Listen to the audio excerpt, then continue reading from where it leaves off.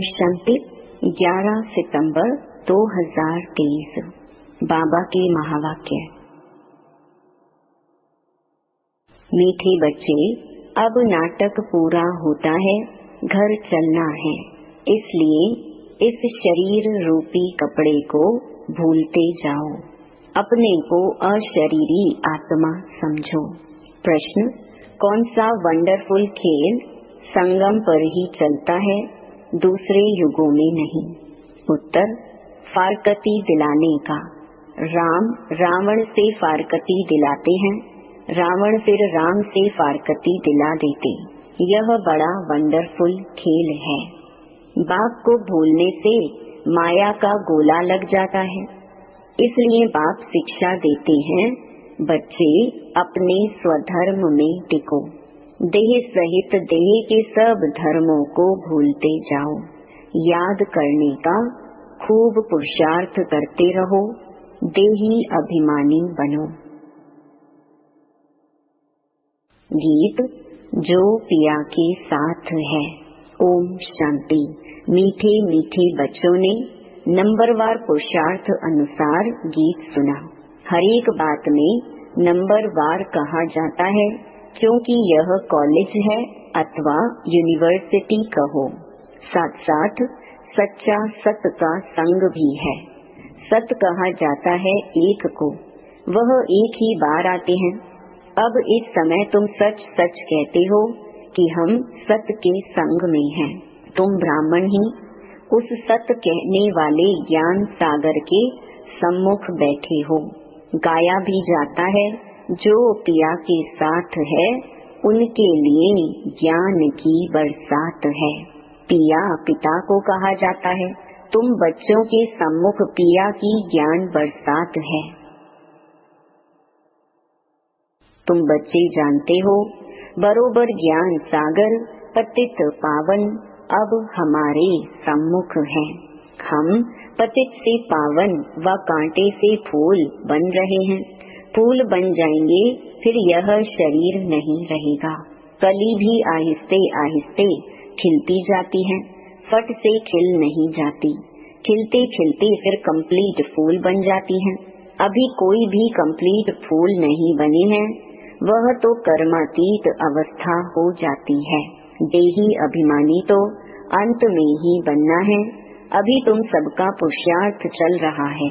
बाप है पारलौकिक पिता, यह दोनों संगम युग के अलौकिक मात पिता ठहरे। कोई कांटे भी हैं, कोई कली भी हैं। कली को खिलने में टाइम लगता है।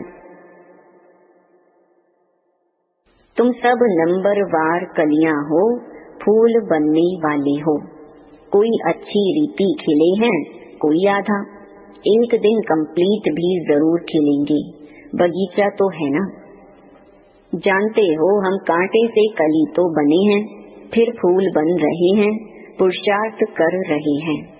कोई तो कली ही खत्म हो जाती है, कोई थोड़ा खिलकर खत्म हो जाते। माया के बड़े भारी तूफान आते हैं, सेंटर्स खोलते भी कोई कोई खत्म हो जाते हैं, गिर पड़ते हैं। माया बड़ी जबरदस्त है। यह है चटा बेटी राम और रावण की।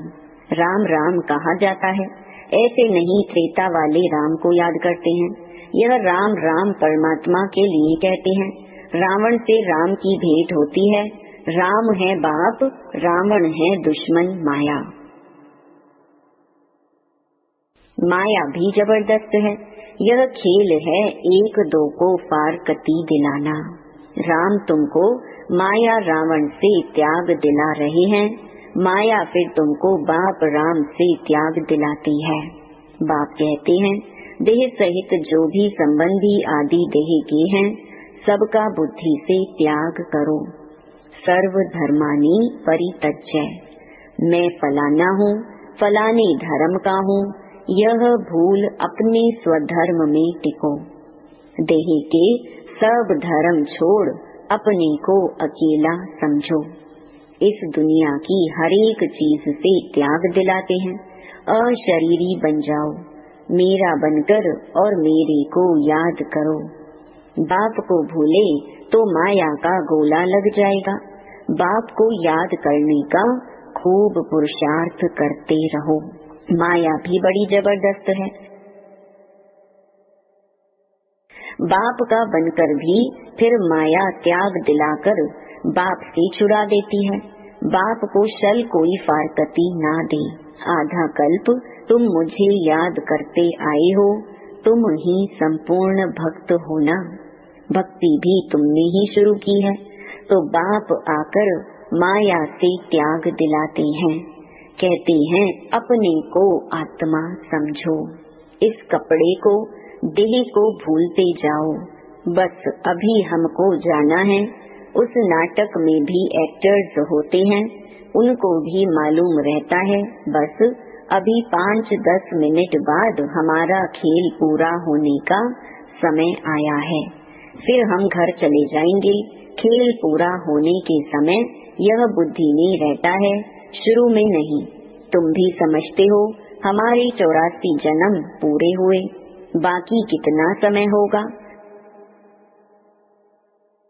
तुम कहेंगे हम कब स्वर्ग व सुखधाम में जाएंगे, परंतु बाप कहते हैं इस लाइफ को तो वैल्यूबल अमूल्य कहा जाता है। तुम बड़ी भारी सर्विस करते हो श्रीमत पर, सिर्फ तुम पांडव ही श्रीमत पर चलते हो। गीता आदि में यह बातें नहीं है। यह बाबा बहुत ही शास्त्र आदि पढ़ा हुआ है, गुरु किए हुए हैं। जो भी सब एक्टर्स की एक्टिविटीज हैं उन सब को तुम जानते हो। शास्त्र तो बाद में बैठ बनाते हैं, वह क्या जाने, यह भी ड्रामा में खेल बना हुआ है। गीता भागवत आदि सब अपने अपने समय पर रिपीट होंगे। गीता है माई बाप, गीता को माता कहा जाता है और कोई पुस्तक को माता नहीं कहेंगे। इनका नाम ही है गीता माता। अच्छा, उनको किसने रचा? पहले पहले पुरुष स्त्री को एडॉप्ट करते हैं ना। पुरुष शादी करते हैं तो मुख से कहते हैं यह मेरी स्त्री है, तो रचता हुए ना। फिर उनसे बच्चे होते हैं तो भी कहेंगे यह हमारे हैं, बच्चे भी कहेंगे यह हमारा बाप है। तुम भी बाबा की मुख वंशावली हो, कहते हो बाबा हम आपके हैं। इतना समय हम माया की मत पर चलते आए, अभी आपकी मत पर चलेंगे। माया कोई मुख से मत नहीं देती है, एक्ट ऐसी करते हैं। यहाँ तो बाप मुख से बैठ समझाते हैं। तुम सब भारतवासी हो, जानते हो कि भारत ही सिरताज था। अभी दोनों ताज नहीं है, ना होली ना अनहोली। गाया जाता है हर होलीनेस हिज होलीनेस। स्त्री पुरुष दोनों को कहते हैं। सन्यासियों को हिज होलीनेस कहते हैं, परंतु प्रवृत्ति मार्ग है नहीं। प्रवृत्ति मार्ग में तो स्त्री पुरुष दोनों पवित्र रहते हैं, सो तो सतयुग में दोनों पवित्र होते ही हैं, जिसको कंप्लीट पवित्र कहा जाता है। आत्मा और शरीर दोनों पवित्र रहते हैं। यहाँ पतित दुनिया में दोनों पवित्र तो हो न सके। तो अभी तुम बाप के सम्मुख सुन रहे हो, जिसको ज्ञान बरसात कहा जाता है। वह है विष की बरसात, यह है ज्ञान अमृत की बरसात। गाते हैं ना, अमृत छोड़ विष काहे को खाए। तुमको अब ज्ञान अमृत मिल रहा है। भक्ति मार्ग में तो ऐसे ही सिर्फ गाते रहते हैं। अभी तुमको प्रैक्टिकल में ज्ञान अमृत मिलता है, इससे ही अमृतसर नाम पड़ा है। बाकी तालाब तो ऐसे बहुत हैं, मान सरोवर भी है ना। मान सरोवर मनुष्यों का सरोवर तो वह है नहीं, यह है ज्ञान अमृत का सरोवर। इनको ज्ञान मान सरोवर भी कहा जाता है, ज्ञान सागर भी है। कोई नदियां हैं, कोई कैनाल्स हैं, कोई तुबके हैं, नंबर वार है ना। बच्चे समझ गए हैं, कल्प पहले भी बाप ने समझाया था, फिर अब समझा रहे हैं। तुम निश्चय करते हो हम बाबा से राजयोग सीख रहे हैं, जिससे कल्प पहले भी हम स्वर्ग के मालिक बने थे। प्रजा भी कहेगी हम मालिक हैं। भारतवासी कहते हैं ना, हमारा भारत सबसे ऊंच था, अभी हमारा भारत सबसे नीच है। हमारा भारत बहुत श्रेष्ठाचारी था, अब हमारा भारत बहुत भ्रष्टाचारी हो गया है। और कोई खंड के लिए ऐसे नहीं कहेंगे। सभी धर्म वाले भी जानते हैं कि भारत प्राचीन था, तब हम लोग नहीं थे। सतयुग में जरूर सिर्फ भारतवासी ही होंगे। गाते भी हैं, क्राइस्ट से 3000 वर्ष पहले भारत ही था और कोई धर्म नहीं था। नई दुनिया में नया भारत था, अभी पुराना भारत है। भारत हेवन था, परंतु किसकी बुद्धि में पूरा बैठता नहीं है। यह तो बहुत सहज समझने की बात है। बाप तुमको समझा रहे हैं, तुम प्रैक्टिकल में कर्तव्य कर रहे हो। नंबरवार पुरुषार्थ अनुसार सच्चा सच्चा व्यास बनना है, सच्ची गीता सुनानी है। तुमको कोई पुस्तक आदि तो हाथ में उठाना नहीं है। तुम तो रूप बसंत हो। तुम्हारी आत्मा गीता का ज्ञान सुनती है बाप से। तुम्हारी बुद्धि में एक ही बाप है और कोई गुरु गोसाई साधु संत आदि तुम्हारी बुद्धि में नहीं है। तुम कहेंगे हम ज्ञान सागर परम पिता परमात्मा से सुनते हैं, जिसको ही सत श्री अकाल कहा जाता है। अक्षर कितना मीठा है। अकाली लोग बड़ी जोर से कहते हैं सत श्री अकाल। यहाँ तुम बच्चे ज्ञान डांस करते हो, इसलिए कहा जाता है सच तो बिठो नच। सच्चे हो तो खुशी में नाचते रहो। फिर तुम वहाँ जाकर रास विलास करेंगे। मेरा भी ध्यान में रास आदि करती थी, परंतु उसने भक्ति की। तुम कोई भक्ति नहीं करते हो। दिव्य दृष्टि दाता बाप स्वयं तुमको पढ़ा रहे हैं। बहुत बच्चे साक्षात्कार करते रहते हैं तो मनुष्य समझते हैं यह तो जादू है। बच्चे पढ़ाई में घूमते फिरते हैं ना। तुम्हारे लिए भी यह खेल बाल है। यह कोई सब्जेक्ट नहीं, इनके मार्क्स नहीं, खेलने कूदने की मार्क्स नहीं होती हैं। यहाँ भी जो इस खेल पाल में रहते हैं उनको ज्ञान की मार्क्स नहीं मिल सकती। यह तो खेल पाल है, इसको अव्यक्त खेल कहा जाता है। वह व्यक्त खेल, यह अव्यक्त खेल। रास आदि करने वाले को मार्क्स नहीं मिलती हैं, इसलिए बाबा कहते हैं ध्यान से ज्ञान अच्छा है, श्रेष्ठ है। ध्यान तो सिर्फ एम ऑब्जेक्ट का साक्षात्कार है। यह है ही राजयोग। एम ऑब्जेक्ट बुद्धि में है, वह तो इन आँखों से देखते हैं हम फलाना बनेंगे। यहाँ तो यह तुम्हारी है भविष्य की एम ऑब्जेक्ट। प्रिंस प्रिंसेस बनना है, फिर तुम महाराजा महारानी बनते हो। बिगर एम ऑब्जेक्ट अगर कोई कॉलेज में बैठे तो उनको क्या कहेंगे। भारत में और जो सत्संग है उनमें कोई एम ऑब्जेक्ट नहीं है। इसको यूनिवर्सिटी भी कह सकते हैं, पाठशाला भी कह सकते हैं। सत्संग को कभी पाठशाला नहीं कहा जाता। तुम बच्चे जानते हो हम पतित पावन गॉड फादरली यूनिवर्सिटी में पढ़ते हैं। सारी यूनिवर्स को तुम पवित्र स्वर्ग बनाते हो। अपने लिए ही इस यूनिवर्स को स्वर्ग बनाते हो। जो बनाएंगे वही फिर राज्य करेंगे। ऐसे तो नहीं सब स्वर्ग के मालिक बनेंगे। जो पूरे नरकवासी हैं, जिन्होंने द्वापर से भक्ति की है, वही स्वर्गवासी होंगे। बाकी सब मनुष्य सरसों मिसल पिसकर खत्म होंगे।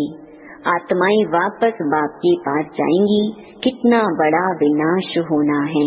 अभी तो बहुत प्रजा है, कितना बैठ गिनेंगे, एक्यूरेट गिनती कर न सके। दुनिया में कितने मनुष्य हैं, यह सब खत्म हो जाएंगे। बच्चों को बैनियन ट्री का भी मिसाल बताया गया है। कलकत्ते में बहुत बड़ा झाड़ है, उसमें थोड़ फाउंडेशन है नहीं, बाकी सारा झाड़ खड़ा है। अभी देवी देवता धर्म भी है, परंतु उनका नाम प्रायलोप है। ऐसे नहीं कहेंगे कि फाउंडेशन है ही नहीं, सड़ा हुआ भी कुछ न कुछ निशान तो रहेगा ना। प्रायलोप का अर्थ ही है बाकी थोड़ा रहा है। चित्र है, भारत में लक्ष्मी नारायण राज्य करते थे। यह तो बड़ा सहज है, परंतु माया रावण बुद्धि को ताला लगा देती है। परमपिता परमात्मा है बुद्धिवानों की बुद्धि। मनुष्यों में बुद्धि है, परंतु ताला लगा हुआ है, पत्थर बुद्धि हो गए हैं। अब बाबा फिर से तुमको पारस बुद्धि बनाते हैं, आत्मा को बनाते हैं। बुद्धि आत्मा में रहती है ना। कहा जाता है ना, तुम तो पत्थर बुद्धि भैंस बुद्धि हो। यहाँ भी ऐसे हैं, कुछ भी समझाओ तो समझते नहीं, श्रीमत पर चलते नहीं। श्रीमत तो सदैव कहेगी, बच्चे अंधों की लाठी बनो। सुनना और फिर सुनाना है, इसलिए सर्विस में दूर जाना भी पड़ता है। एक जगह बैठ तो नहीं जाना है। अभी तुम ज्ञान और योग सीख रहे हो। यहाँ तुम शिव बाबा के सम्मुख बैठे हो, सहज राजयोग सीख रहे हो। वर्षा लेने के लिए तुम आए हो, विष्णुपुरी की राजधानी लेने के लिए। विष्णु की विजय माला बनेगी। अभी तुम ड्रामा के राज को अच्छी रीति समझ गए हो। तुम जानते हो बरोबर डेइटी सॉवरेंटी थी। सतयुग आदि में राजा रानी थे। अभी कलयुग अंत में तो राजा रानी कोई भी कहला नहीं सकते, परंतु गवर्नमेंट को मदद करते हैं तो फिर महाराजा का टाइटल मिल जाता है। वह गवर्नमेंट भी टाइटल देती थी राय साहेब, राय बहादुर आदि। अभी तो तुमको बड़ा टाइटल मिल रहा है प्रैक्टिकली। तुम हर होलीनेस हिज होलीनेस महाराजा महारानी बनेंगे। तुम पर डबल ताज है। पहले होता है होली राज्य, फिर अनहोली राज्य, अभी फिर अनहोली नो राज्य। प्रजा का प्रजा पर राज्य है। ड्रामा को समझना है। अच्छा, मीठे मीठे सिकिलधे बच्चों प्रति माता पिता बाप दादा का याद प्यार और गुड मॉर्निंग। रूहानी बाप की रूहानी बच्चों को नमस्ते। धारणा के लिए मुख्य सार। पहला, रोज ज्ञान अमृत के मान सरोवर में स्नान कर आत्मा और शरीर दोनों को पावन बनाना है। माया की मत छोड़ बाप की मत पर चलना है। दूसरा, यह अमूल्य संगम का समय है। इस समय श्रीमत पर चल सर्विस करनी है। सच्चा व्यास बन सच्ची गीता सुननी और सुनानी है। रूप वसंत बनना है। वरदान, अनेक प्रकार की आग से बचने और सर्व को बचाने वाले सच्चे रहम दिल भव। आज का मानव अनेक प्रकार की आग में जल रहा है। अनेक प्रकार के दुख, चिंताएं, समस्याएं, भिन्न भिन्न प्रकार की यह चोट जो आत्माओं को लगती है, यह अग्नि जीते हुए जलने का अनुभव कराती है। लेकिन आप ऐसे जीवन से निकल श्रेष्ठ जीवन में आ गए।